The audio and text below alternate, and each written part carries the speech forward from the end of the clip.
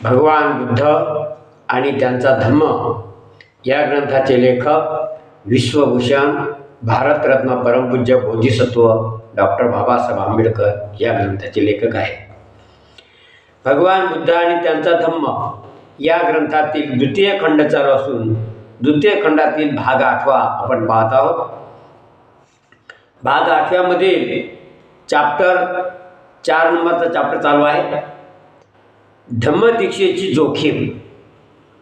तर या भागामधला अर्धा भाग राहिलेला आहे, तर त्याच्यावर आज आपण व्हिडिओ बनवणार आहे.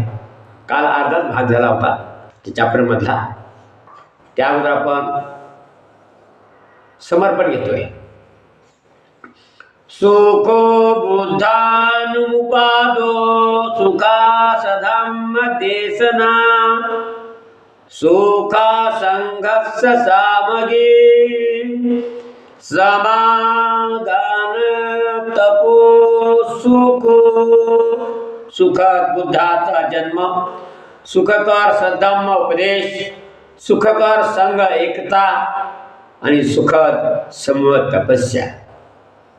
धम्मपद बुद्धवग्गो 14:194 समर्पण झालेलं आहे आणि आजच्या राहिलेल्या भागाला आपण चॅप्टरला आपण सुरुवात करतोय.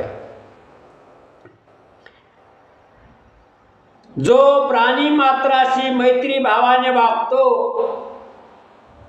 आणि त्यांच्याविषयी दयाशील असतो अशा माणसाला 11 गोष्टीचा लाभ होतो. ज्या माणसाकडे करुणा असेल त्या माणसाला 11 गोष्टीचा फायदा होतो असं तथागत त्या लोकांना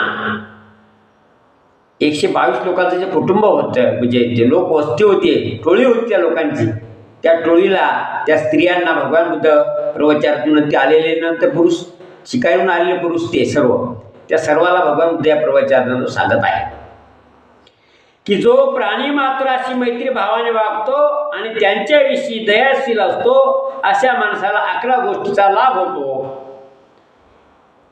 त्याचे शरीर नेहमी निरोगी म्हणजे सुखी असते. त्याला शांत झोप येते.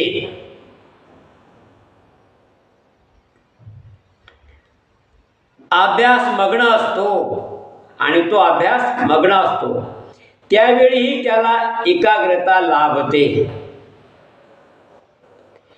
त्याला वाईट स्वप्ने पडत नाही.